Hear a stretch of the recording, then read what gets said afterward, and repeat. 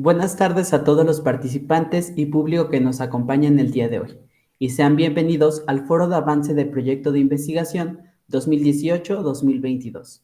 El día de hoy tenemos la presentación de la primera mesa centrada en la literatura fantástica.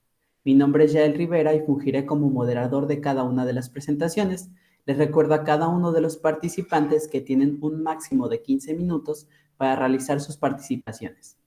Sin más preámbulo, démosle inicio a nuestra primera ponencia titulada El monstruo fantástico en el cuento, La casa de Adela, de Mariana Enríquez, a cargo de Heidi Bañuelos. Adelante con tu lectura. Buenas tardes, gracias Yael.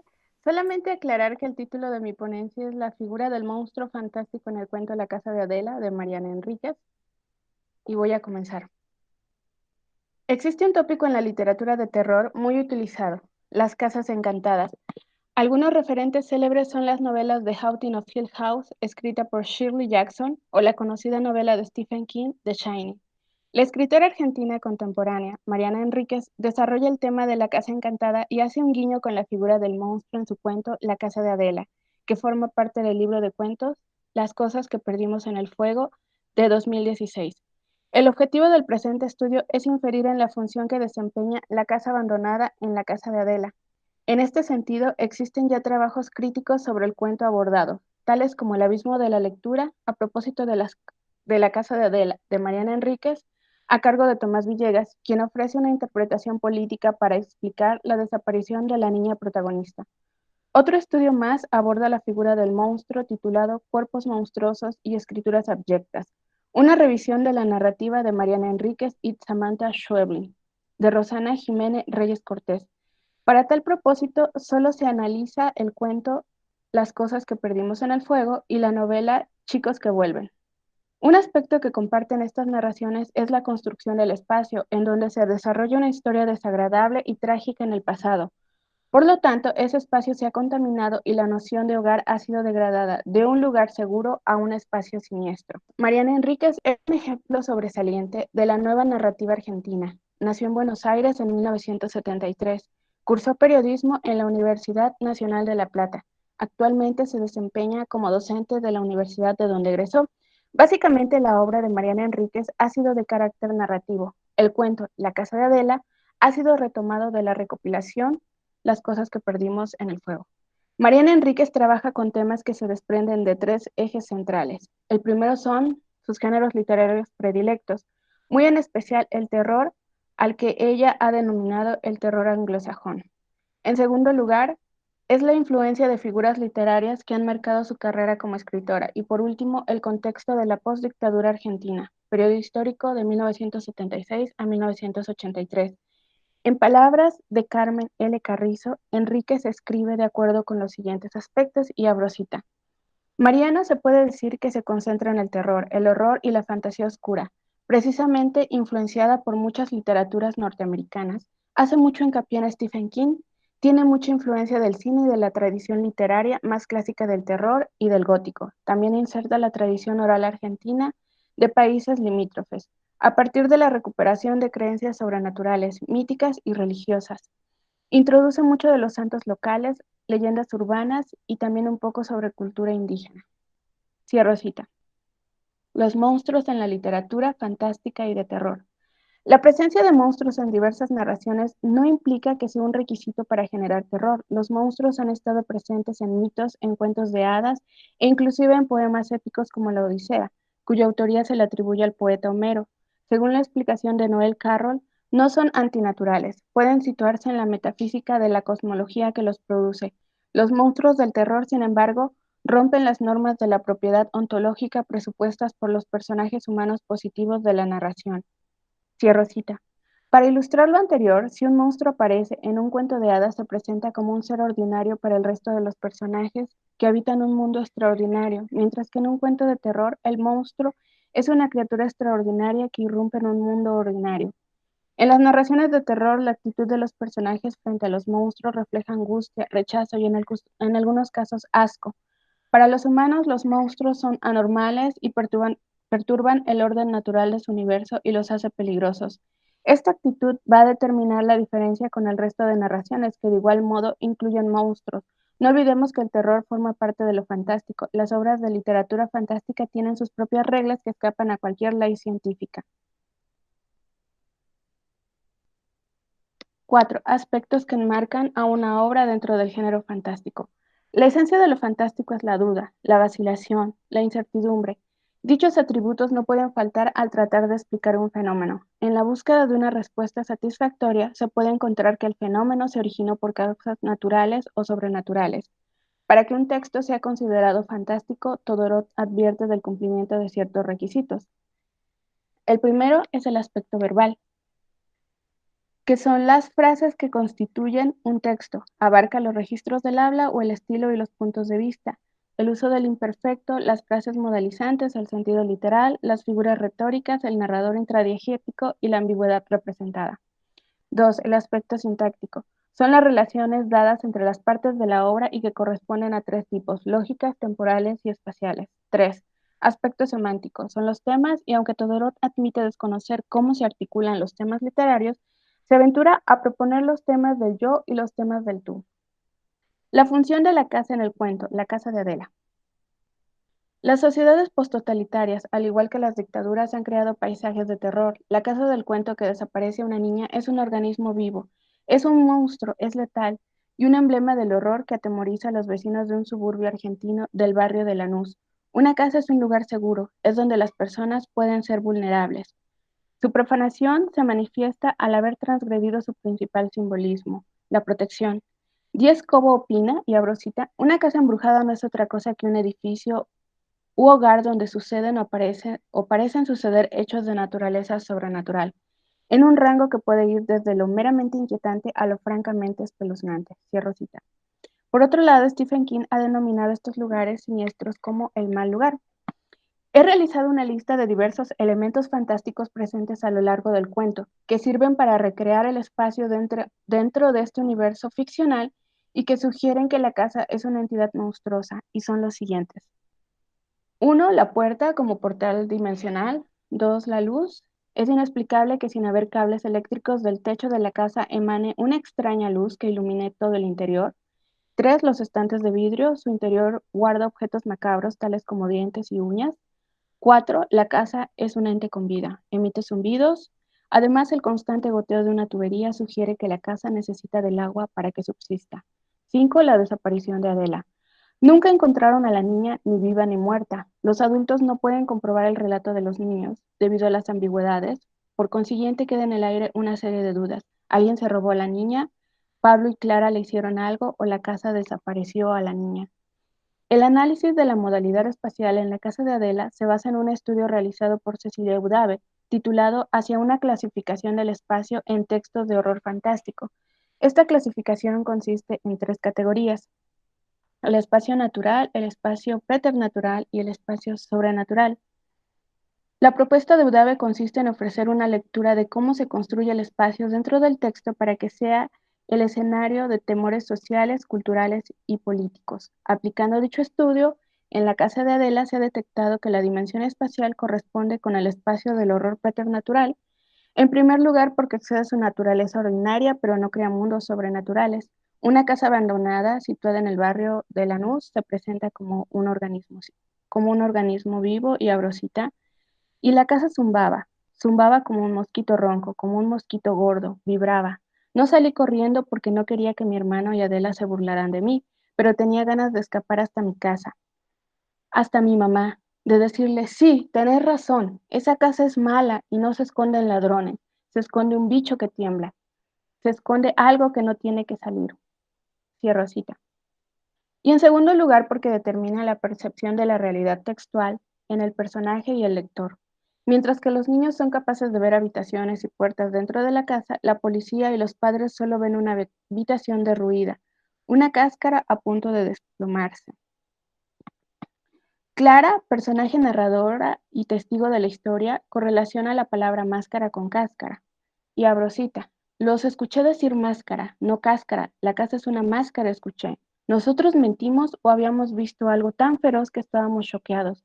Ellos no querían creer siquiera que habíamos entrado en la casa. Mi madre no nos creyó nunca. Cierro cita. Tras leer estas líneas, Personaje y lector experimentan dudas acerca de su idea de lo real y lo posible. ¿Qué tan probable es que la casa haya desaparecido Adela o que alguien oculto en la construcción se haya robado a la niña? Este espacio de horror preternatural nos sugiere que todo puede ser posible en un afán de explicar la desaparición de Adela. Conclusiones.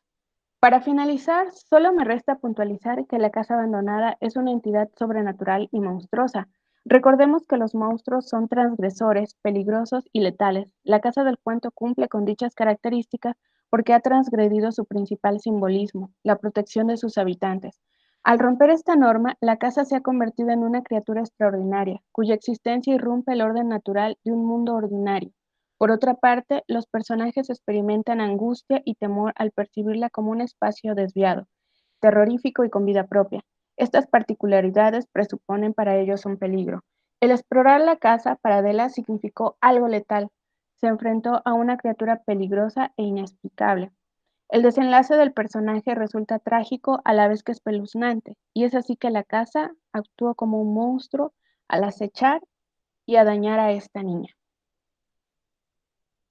Hasta aquí llega mi participación, compañeros. Muchas gracias, Heidi, por tu participación. Continuamos con este elemento de lo maravilloso, ahora con Alejandra Marín, quien nos presenta su trabajo titulado Lo maravilloso en Homo Rodans de Remedios Varo. El micrófono es todo tuyo, Alejandra. Muchas gracias, Yael. Para esta ponencia traigo una presentación. ¿Me dicen si se presenta, por favor?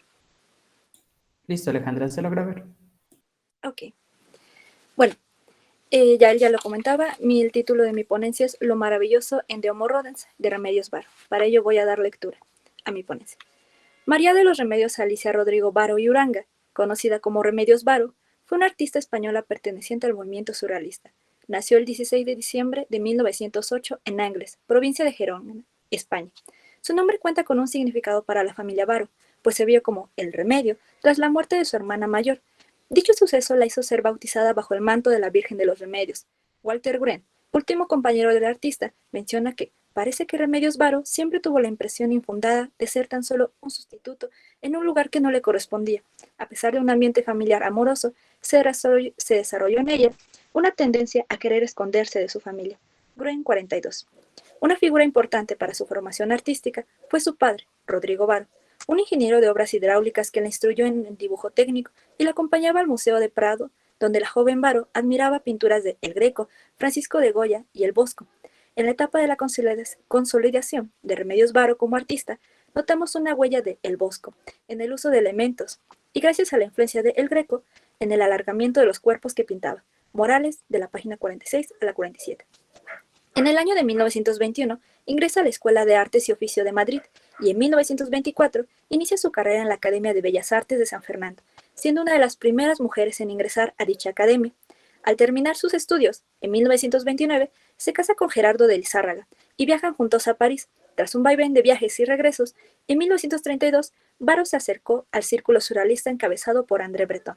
Aunque la joven artista denotaba entusiasmo por ser reconocida como surrealista, existía un término que predominaba y era la idea de la femme enfant, la ingenua mujer niña cuya espontánea inocencia, que no ha corrompido ni la lógica ni la razón, la sitúa en contacto directo con el reino intuitivo del inconsciente. Capran 56. Remedios Varo tuvo diversas participaciones en exposiciones hasta ser formalmente introducida al grupo surrealista por el poeta Benjamín Peret. Cuando inicia en Europa la Segunda Guerra Mundial, la pareja busca escapar del continente y en 1941 parten hacia México gracias a la política del presidente mexicano Lázaro Cárdenas, de acogida de refugiados políticos en 1947. Y en 1947 se separa de Benjamín Peret y viajan a Venezuela. A su regreso de México, en 1949, entabla una relación con Walter Green, última pareja del artista, quien la convence de dedicarse plenamente a la pintura. En 1955 realiza su primera exposición en la Galería Diana con 4 de sus cuadros, Roulette, Simpatía, El alquimista y Música solar. Al año siguiente, logra presentar su primera exposición individual en la misma galería, y en 1962 exhibe 16 cuadros de su autoría en su segunda exposición individual, en la Galería Juan Martín. Tras el éxito que alcanzó Remedios Varo con sus pinturas en México, realiza The Homo Rodans. En 1965, como su primer escrito público con destino comercial, el cual, al igual que la escultura, forma parte de una colección privada. Bolio, página 33. En una carta dirigida a su madre con fecha de 1959, Varo comenta acerca de la realización de esta obra. Eso de la figurita que dicen es una cosa que no te había contado porque no sabía bien cómo explicártelo, ya que se trata de antropología y no de pintura. Resulta que hice con huesos de pescuezo, de pollo y de pavo, después de limpiarlos muy bien, una figura, y escribí un tratado de antropología, imitando un viejo manuscrito, para demostrar que el antecesor del Homo sapiens fue esa figura que hice, a la que llamo Homo rodans, porque termina en rueda. Se me ocurrió llevar el manuscrito y la figura a la librería de un amigo, y resulta que vino un señor.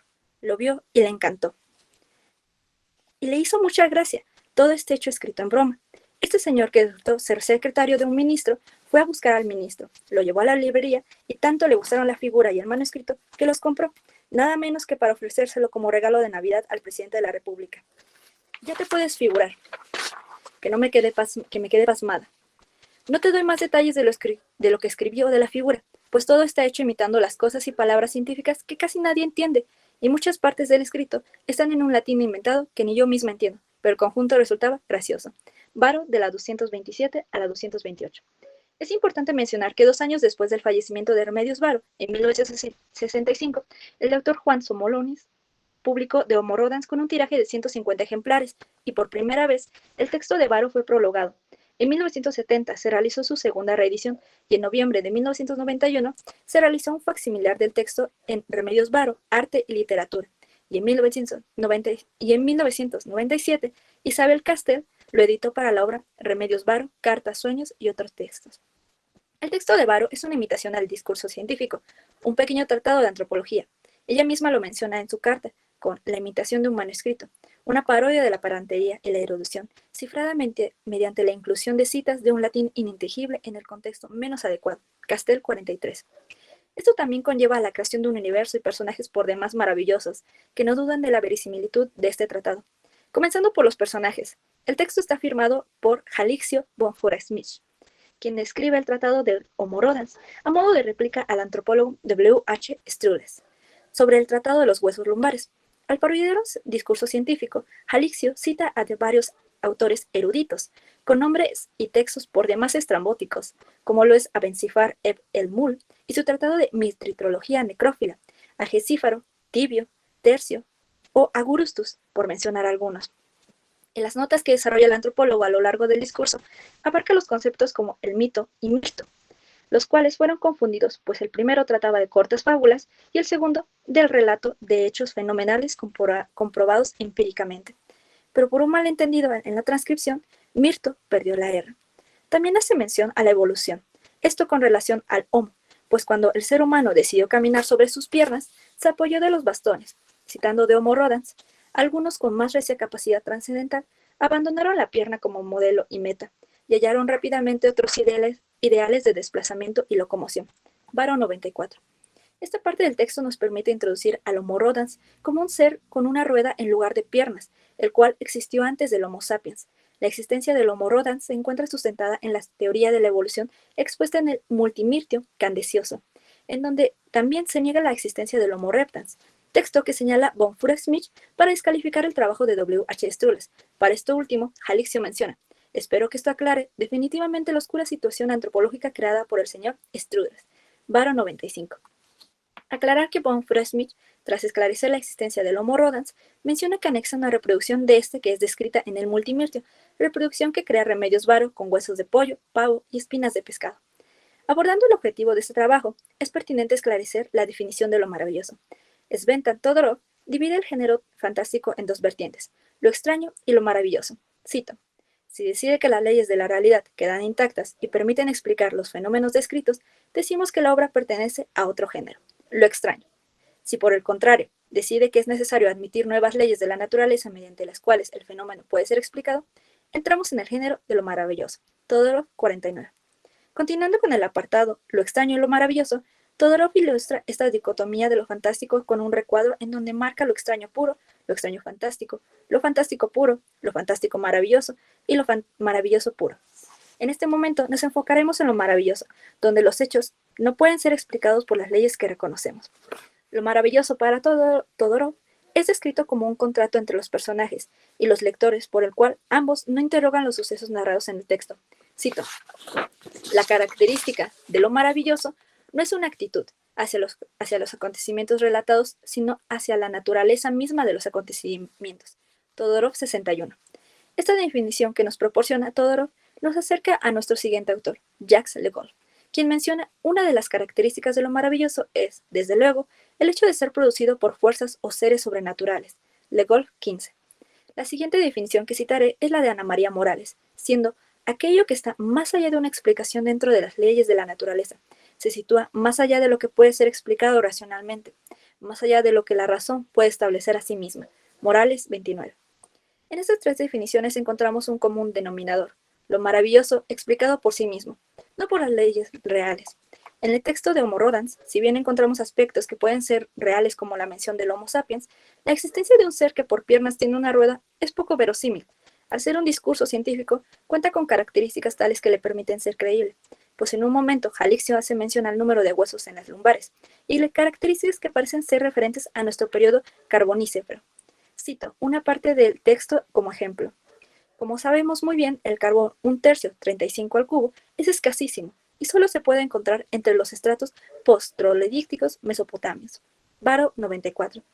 Al igual que la justificación de von Furek-Smith para descalificar a W. H. Strulles, es por medio de citas y referencias a otros eruditos de la materia, que solo tienen el sentido de acreditar las palabras de Jalicio, pero en nuestra realidad solo hacen que el texto sea más extravagante y caprichoso. Aunque para este momento persista la cuestión de dónde podríamos encontrar lo maravilloso en De Homo Rodans, me permitiré referenciar a Le Goff y el apéndice segundo, Inventario de lo maravilloso medieval, en donde alude a los seres humanos y antropomorfos, siguiendo con ejemplos de los gigantes, los enanos, las hadas, los monstruos y los humanos. En este apartado podemos anexar al Homo Rodans como un ser humano que se desplaza por medio de una rueda. Por último, mencionar el elemento más importante de la razón de por qué este texto puede ser estudiado desde lo maravilloso y su explicación dentro de sí misma. No lo cuestionamos a pesar de que sabemos la nula probabilidad de la existencia de un predecesor de nosotros que tuviera una rueda por piernas, ni tampoco a los antropólogos que citan von Furek-Smith. Reconocemos de Homo Rodans como un texto científico que se entiende y comprende a sí mismo, o como Morales menciona, cada maravilla es, en sí misma, su justificación y su explicación. Uno de los intereses más notables en la obra de Barrow es el símbolo de la rueda. En De Homo Rodans, crea un ser humano que se desplaza con una rueda. Castell menciona al respecto, sus personajes se desplazan continuamente, pero mediante una rueda que ha sustituido sus pies, y que los enlaza a la idea del movimiento perpetuo, del carácter cíclico de los fenómenos y del ser. Página 45. Dentro de la evolución del ser humano, menciona que el tratado científico hace una diferencia entre dos movimientos, dos claras tendencias. La primera actitud o el primer movimiento, que es de lo que tiende a endurecer. El segundo movimiento es lo blando. Las últimas palabras de Homo Rodans cierran de la siguiente forma. Lo blando y elástico se endurece, y lo pétreo, rígido, se ablanda. El símbolo de la rueda engloba ambos tratados que plantea Barrow a través del personaje de von Furek-Smith, el movimiento rotatorio y la movilidad de la circunferencia de la rueda y su centro. Imagen del motor inmóvil aristotélico. Cirlot 393. Remedios Varo fue una viajera. Las situaciones políticas y sociales en las que vivió le hicieron trasladarse desde España, Marruecos, París o México. Siempre estaba en un vaivén entre el movimiento y la pasibilidad. Para concluir, me gustaría hacer hincapié en la capacidad de Remedios Varo para parodiar un discurso científico desde el humor. Como menciona Bolio, Remedios Varo, de Homo Rodans, al escribir como científico, planteó su postura ante la modernidad, dominada por la racionalidad, al tiempo que mostró su capacidad de contemplación irónica de la sociedad. Página 39. También hacer mención de sus habilidades para poder crear este universo alterno y maravilloso, donde la posibilidad de un ser con una rueda existe. Cierro este trabajo con una cita de Morales que, a mi parecer, describe la creación de Homo Rodans. En un mundo lleno de fronteras que nadie ha podido traspasar, siempre hay quien se siente obligado a ir más allá. Muchas gracias. Muchas gracias, Alejandra, por su participación. Continuamos ahora con la participación de Aurora Quintero, quien dará voz a su investigación llamada El surrealismo en la obra de teatro El Árbol de Elena Garro en el marco de un México moderno. Te cedo la palabra, Aurora. Muchas gracias, Yael. Bueno, comenzando con mi trabajo, toda obra literaria se genera a partir de un conjunto de marcos contextuales a través de los cuales es posible realizar un análisis acerca de la temática, estilo e influencias que le dieron carácter.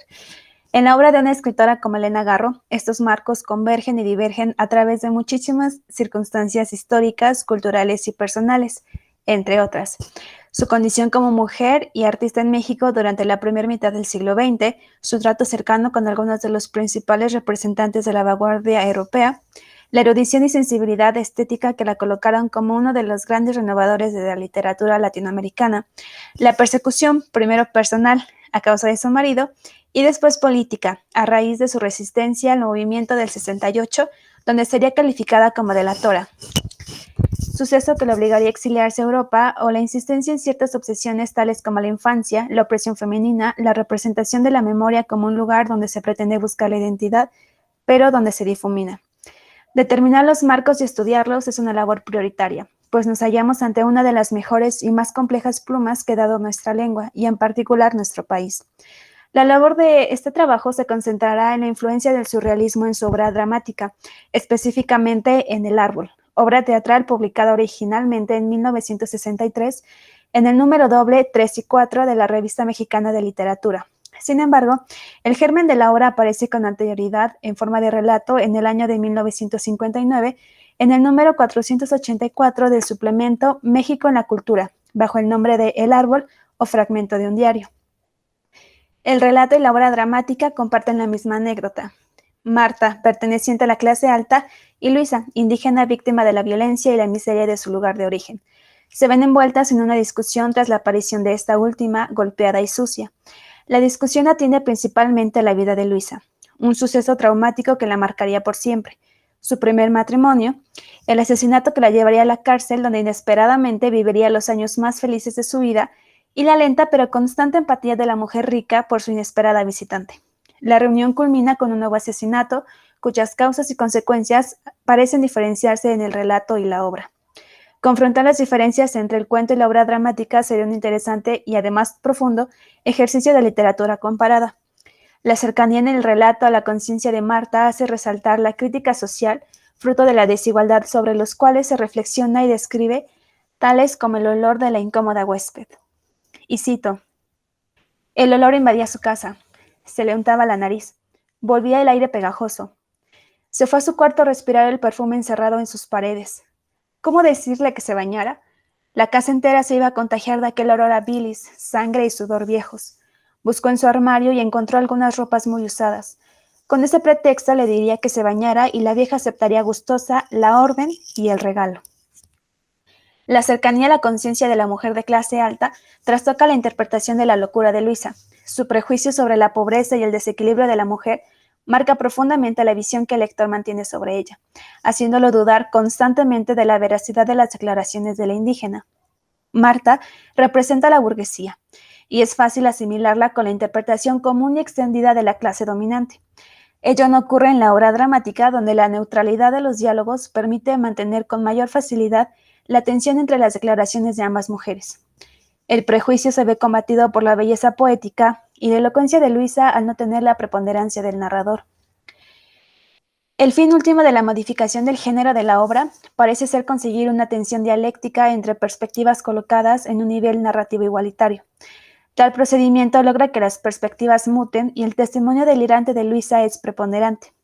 El texto se enrarece al no haber un elemento externo, como puede ser el narrador, que inicie la perspectiva. Garro no abandona la crítica social contenida en el cuento, pero expande la significación de esta al igualar los discursos.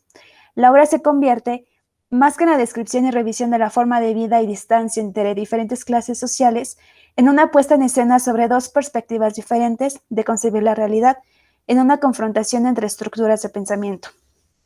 El mundo burgués y ordenado de Marta se trastoca por la inclusión del delirante mundo de Luisa, constantemente reprimido a través de la opresión de clase y la violencia patriarcal, pero que se muestra con una intensidad tal que la mujer de clase alta no puede hacer más que adoptar un rol en él. La construcción del comportamiento y pensamiento de Luisa se encuentra ordenado a través de una serie de características que parten del mundo real, pues sabemos que la anécdota general fue contada. por una mujer indígena llamada Antonia a la misma Elena Garro. Lo cierto es que es posible encontrar características en común con ciertos personajes de su mundo teatral. Al respecto, Corara Holguín Arias, en su trabajo de grado, analiza los roles asignados a la mujer dentro de la obra teatral de Garro, específicamente los perros, andarse por las ramas y la mujer en el balcón. E identifica 3 predominantes: la mujer como esposa, madre o loca. Estos roles se identifican con Luisa.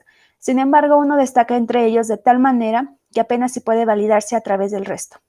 La indígena no cumple con los designios socialmente aceptados de madre o esposa, y al no ajustarse a los preceptos institucionales básicos, es señalada como una mujer que ha perdido la cordura y no tiene ningún valor intrínseco en el mundo aburguesado.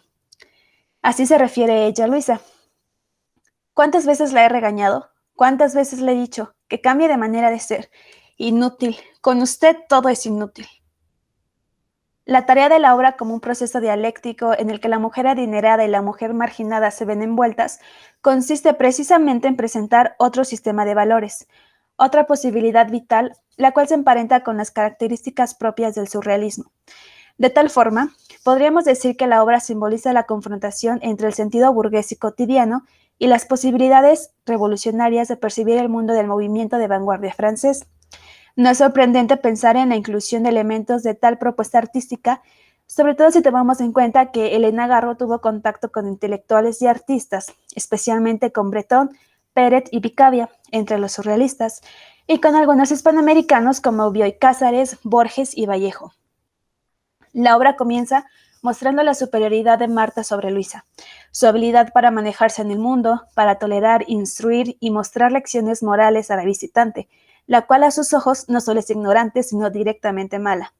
De hecho, la primera aseveración de conocimiento, el cuestionamiento sobre si la recién llegada conoce el cine, es respondida negativamente. Sin embargo, a medida que avanza la acción de los personajes, Luisa se desenvuelve positivamente y con holganza en el mundo de Marta. Conoce la forma de ducharse y de contestar un teléfono, ganando una cierta admiración de la mujer adinerada. Continuó con un diálogo de Marta. Ya sé que usted lo sabe todo y no sabe nada.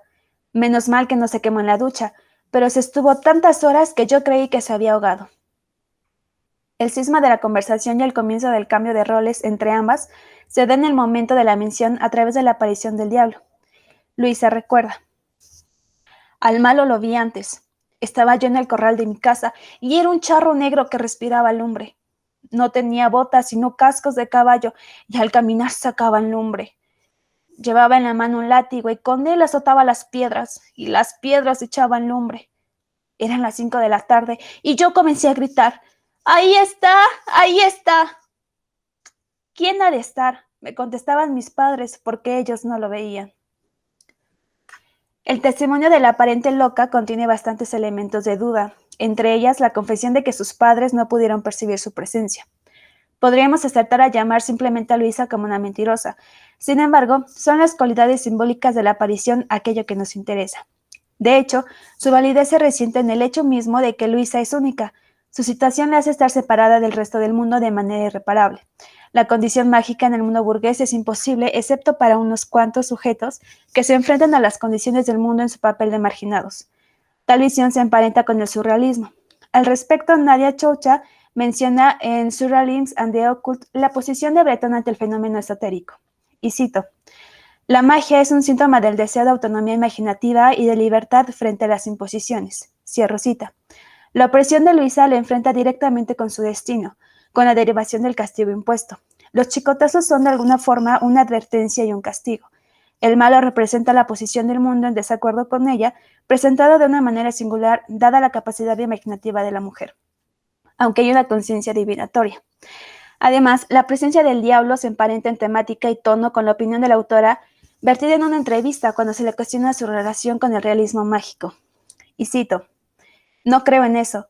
Hay mitad de realidad y mitad de invención, porque en la vida real uno puede de pronto toparse con un ángel.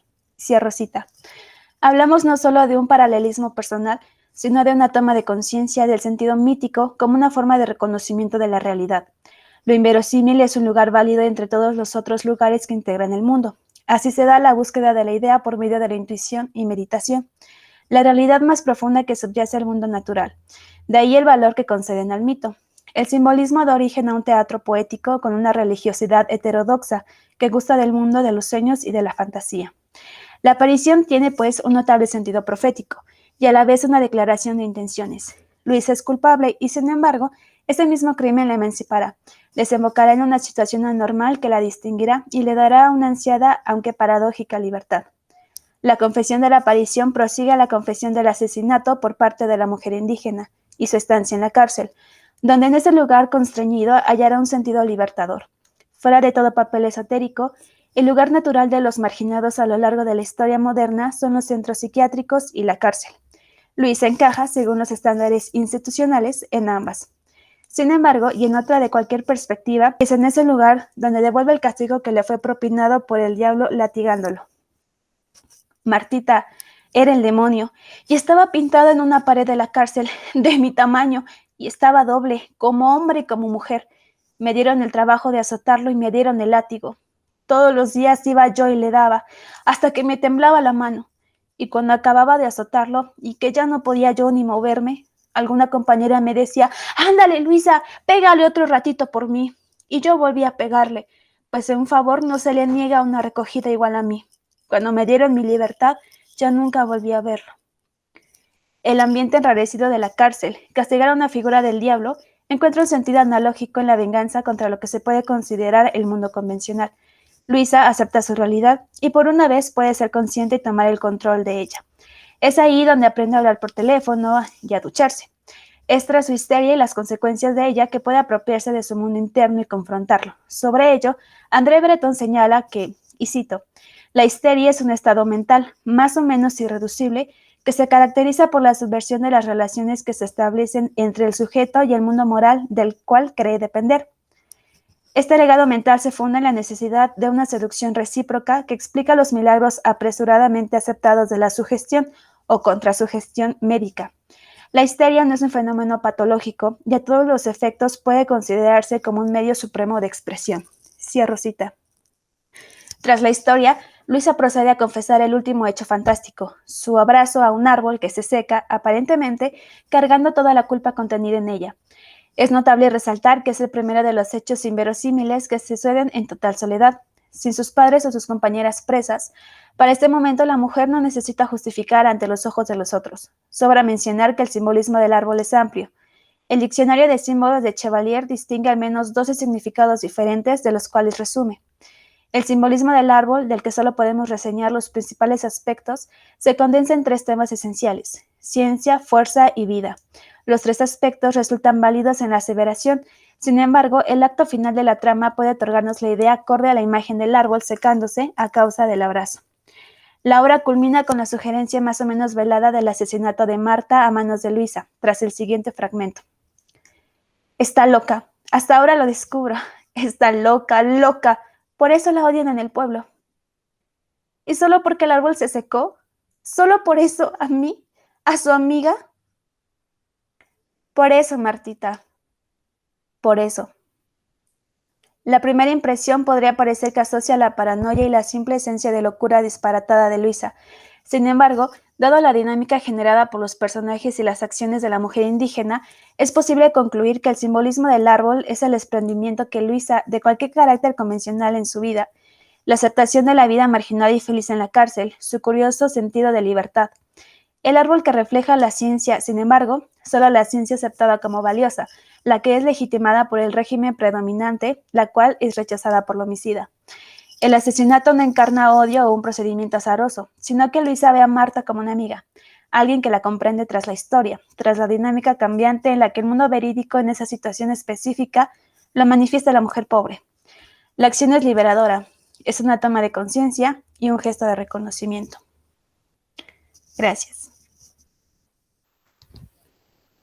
Para concluir este primer día, demos la palabra a Dafne Hernández, quien nos presentará Alta Cocina y El Espejo, 2 puntos. El hombre como prisionero de lo siniestro en Amparo Dávila. Adelante, Dafne.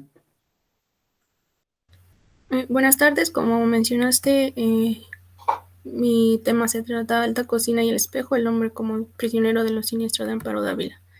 Amparo Dávila juega con la psicología de los personajes para ir construyendo el hilo de lo siniestro, a tal punto de hacer a los personajes prisioneros de la extrañeza, de lo insólito, de lo atroz, y cuando se dan cuenta de esta condición, como respuesta a tal privación de su libertad, solo llega una aceptación irremediable. Según Amparo Dávila y sus convicciones y creencias por no definirse o catalogarse con estilos y escritores de su época, denominados los del medio siglo, puede resultar contraproducente el incluirla a un marco referencial o hacerla parte de lo fantástico. Sin embargo, este suceso queda fuera dentro del tema de investigación. Lo que compete el tema es desarrollar al hombre como prisionero de lo siniestro en ambos cuentos de Amparo Dávila perteneciente a su obra Tiempo destrozado. Amparo Dávila nació el 21 de febrero de 1928 en Pinos, Zacatecas. La escritora demostró desde temprana edad su acercamiento con el mundo de las letras y el talento con el que contaba al publicar su primera obra de corte poético en 1950, Salmos bajo la luna. Después de cursar su formación universitaria, Dávila fungió como asistente del escritor Alfonso Reyes, y así como en algún tiempo tuvo acercamiento con Reyes, también encontró la oportunidad de conocer autores del boom como Julio Cortázar, Borges, Inés Arredondo, Elena Garro, entre otros, y estos encuentros aportaron a su camino como escritora. Dentro del marco de sus obras más reconocidas se encuentran sus libros Tiempo destrozado, Música concreta, Árboles petrificados y Cuentos reunidos. Como figura en la literatura, ha sido denominada como escritora representante de la época del medio siglo o la literatura fantástica mexicana. Sin embargo, su relevancia suele quedar al margen de su cuento El huésped, el cual ha sido estudiado desde diversas perspectivas de locura, de fantasía, lo místico, lo monstruoso, psicológico. También el nombre de Dávila se ha reducido al feminismo y la figura femenina como representación de la sociedad de los 50, pero como la escritora llegó a declarar cuando le preguntaron si se consideraba escritora feminista, mencionó: no, porque también me interesan las problemáticas del hombre. Si bien es importante señalar el esbozo de la figura y vida y obra de Amparo Dávila, lo que importa es marcar la manera en la cual la escritora nos construye un mundo idóneo a través de las descripciones ambientales, cimentación psicológica de los personajes y uso de lo siniestro para desarrollar las historias. Es conocido que el mundo de lo fantástico está construido por una isotopía o valencia metal, como lo menciona Martínez, sustentado también en Greimas y Cortés, donde se señala la importancia de la mímesis para conllevar a una constatación visual de alguna de las situaciones expuestas en un relato. Martínez menciona, abro cita, el discurso fantástico es una reivindicación de lo visible y de la imagen mental, y también una constatación de su necesidad sintáctica de esos contenidos envisionados o imaginados, cierro cita. Bajo este mismo tema de lo fantástico, como menciona Esmeralda Vaquera en su tesis Análisis de la narrativa de Amparo Dávila, Afección, lo real, locura y melancolía, que parte de la cualidad dentro de este género en Dávila recae en la representación de lo siniestro y terrorífico como un escape de la realidad rígida, además de presentar espacios sobrenaturales ante una necesidad de romper con la opresión. Esto último mencionado sobre el elemento de lo siniestro en la narrativa de Dávila es donde se requiere ahondar para comprender el tema de esta investigación. Para ello, según Freud y lo siniestro, hace una dicotomía entre el término heimlich y heimisch, el primero calificado como íntimo, conocido, confortable, familiar, y el segundo como extraño, oculto o desconocido, arrojando el término para calificar a lo siniestro como un heimlich, es decir, aquello que tenía que permanecer oculto o desconocido, pero que se manifestó, o algo inquietante que genera un terror atrás. Freud 4.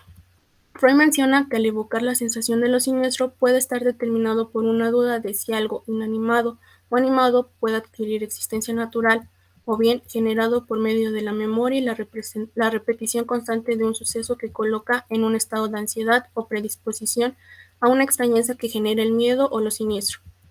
Del mismo modo menciona que lo siniestro puede ser provocado por el animismo o por el unheimlich, que se conoce solo mediante referentes o se imagina. Este hecho siniestro se puede calificar como una recepción estética, es decir, una cualidad del arte que evoca extrañeza, incertidumbre o miedo, como menciona Olga Estrada y su texto La estética y lo siniestro, donde ubica a este hecho siniestro como una fuerza que nos ataca o transmite una sensación de estar en un lugar inseguro. Es así como se llega a la hipótesis que los personajes que Dávila construye en sus narraciones Alta Cocina y El Espejo son muestra de seguir este ciclo infinito de ser prisioneros de lo siniestro. El término de prisionero se adopta por el hecho que a pesar que el personaje busque una salida o lógica de aquello que le despierta la sensación de extrañeza, miedo o incertidumbre, que arroja lo denominado como siniestro, siempre va a existir un ciclo sin fin que posiciona a los personajes como víctimas sin posibilidad de escape, dejando una sola salida, la resignación. evocando y transmitiendo al lector mediante el hecho de sentir esta misma inquietud a lo extraño, respaldado mediante situaciones de mímesis en la realidad. La importancia de esto radica en redescubrir esa sensación tan enigmática de lo siniestro mediante pautas que puedan determinar si se encuentra frente a este fenómeno y a través de personajes que fungen como elemento de una prisión psíquica. Alta Cocina y lo siniestro. El cuento de Alta Cocina presenta una situación recuerdo de su infancia con relación a la cocina y la comida en la cual el personaje masculino se sitúa como víctima y condenado de lo siniestro a través de una vivencia, debido a que, como menciona Freud, lo siniestro suele estar determinado por algo que él denomina retorno involuntario, conocido como ese estado que expone a revivir un momento más de una vez. Dicho de otra forma, se vuelve repetitivo o cíclico, a tal punto de generar la impresión de inermidad y de lo siniestro.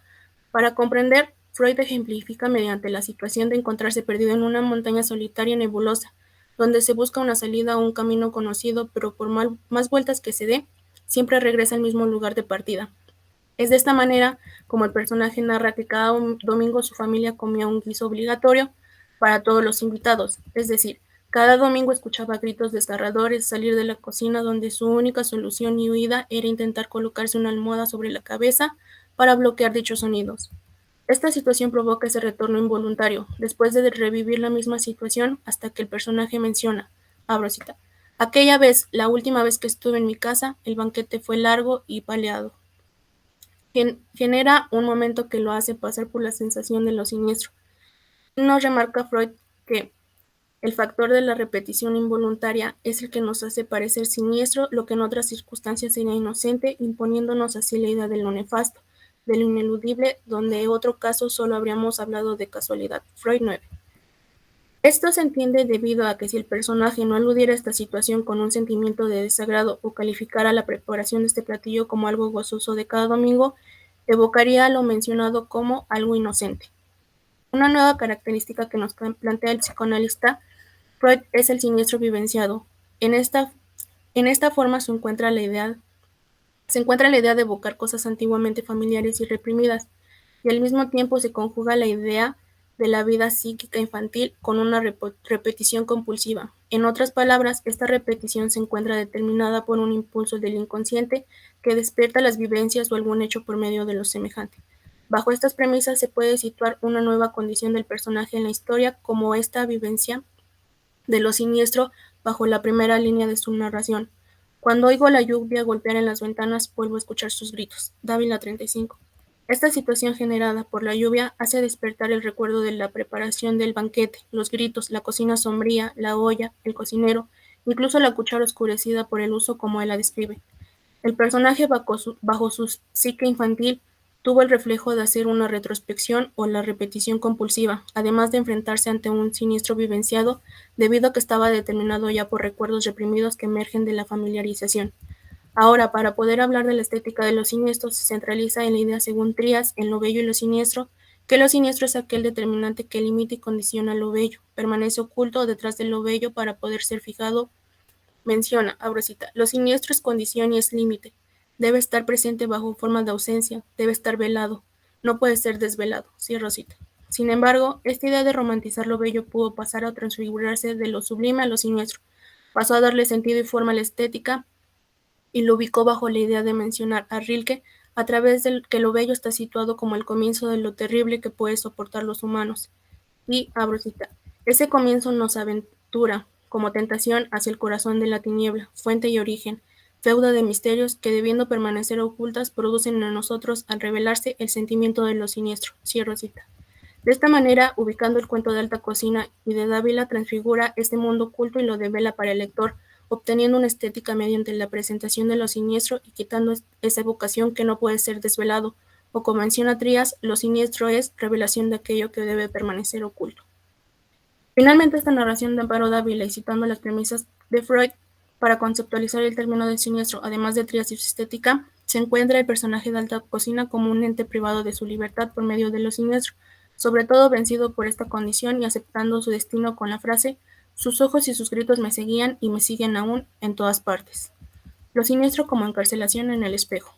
Para poder seguir comprendiendo la manera en que Dávila simboliza a través de sus personajes lo siniestro y los hizo prisioneros de este sentimiento, es decir, no logran salir del mundo desconocido, oculto y espantoso, se sitúa el siguiente cuento titulado El espejo, el cual nos narra nuevamente a través de la voz masculina la historia de este individuo y su madre. Relata que un día su madre tuvo que permanecer en el hospital porque se había fracturado una pierna y este no podía hacerse cargo de los cuidados debido a un viaje. La madre se queda en un sanatorio, pero sucede que en su habitación se encuentra un espejo en el cual veía una cosa, lo cual empeoraba su estado de salud. Todo esto sucedía a medianoche. Un día él decide regresar para cambiar a su madre de hospital, pero en su intento fallido decide pasar con ella unas noches para ver si era realidad o fantasía de su madre. Sucede que él también es víctima de este mismo suceso y días después decide tapar el espejo con una sábana, pero al tapar dicho espejo pasa lo más temible para él y su madre. A través de las sábanas se forman sombras oscuras o figuras informes.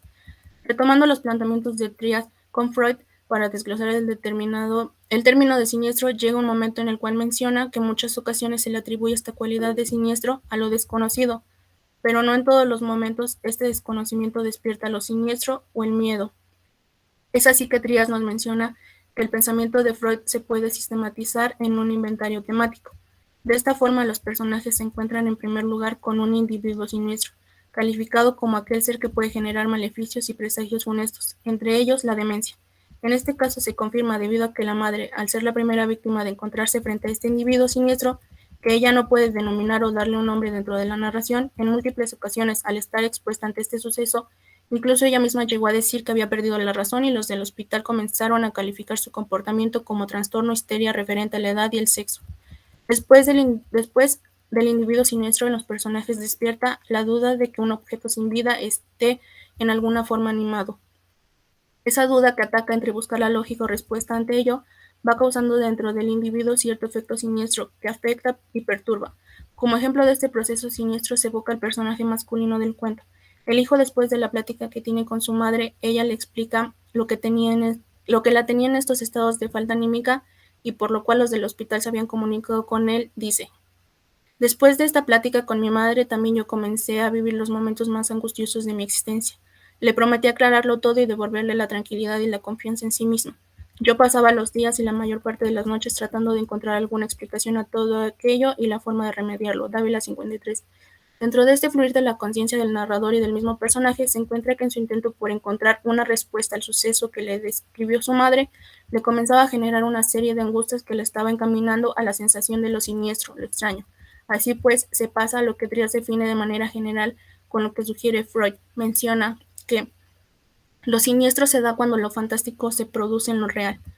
En este caso se cita: ahora tenía la casi seguridad de que de aquel vacío, de aquella nada, iba a surgir algo, no sé qué, pero algo que debía ser inaudito y terrible, algo cuya vista ni yo ni nadie podría soportar. Dávila 55.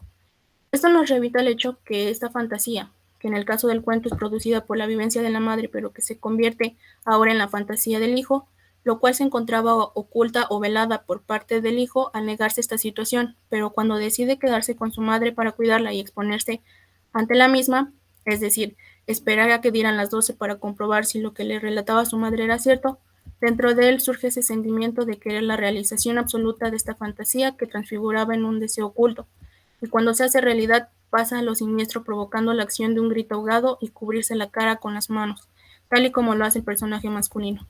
Como una de las últimas cuestiones del segundo relato de Dávila y que puede dar respuesta a la última característica de lo siniestro dentro de Freud, se posiciona al individuo siniestro como el doble o la otredad, y esta puede ser transfigurada retóricamente mediante la figura del espejo, el descubrir a la psique del yo y del ello, de la fantasía de la madre y que pasó al hijo la idea del reflejo.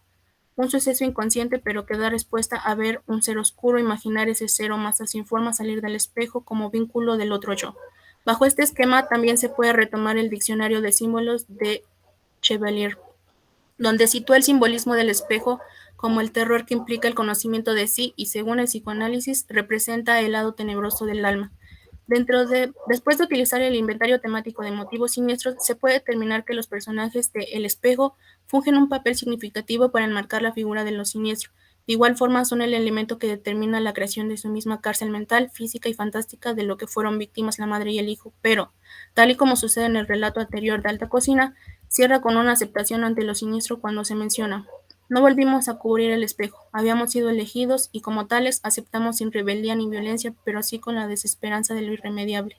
Dávila 56.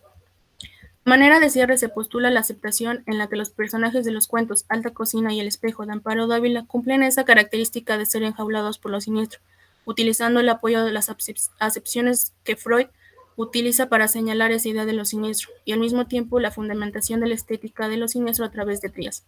Sin embargo, no solo se trata de identificar o denominar a la cuentística de Dávila como siniestra o fantástica, o a sus personajes como un vínculo a este mismo, sino se verificó que dentro de los dos cuentos propuestos y analizando la narrativa y la composición de los personajes, todo esto dispone la idea de cómo el ser crea, vive y acepta lo siniestro. La madre y el hijo en el espejo y el hombre de Alta Cocina pasan por el proceso psíquico a través del retorno voluntario, lo siniestro vivenciado, estar frente a un individuo siniestro y el otro yo. Sobre todo, en ambos cuentos se encuentra lo que denomina Freud como el cumplimiento de lo fantástico. Es el sentimiento del sujeto para que se cumpla lo deseado, pero de forma autocensurada, a lo real. Vemos todas estas características como centralidad y justificación de los personajes a ser prisioneros de lo siniestro. Si bien, después de lo expuesto, cabe aclarar que solo es un avance de investigación y falta trabajar en el tema. Eso sería todo. Gracias.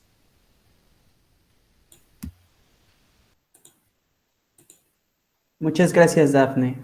Y bueno, con esto concluimos este primer día de presentaciones y agradecemos a todos por su participación, tanto a nuestros ponentes como a todo nuestro público que nos acompaña. Y les recuerdo que el día de mañana continuamos con una segunda mesa en donde tendremos temas centrados más en cuestiones sociales, que sin duda alguna sé que serán de su agrado. Hasta luego.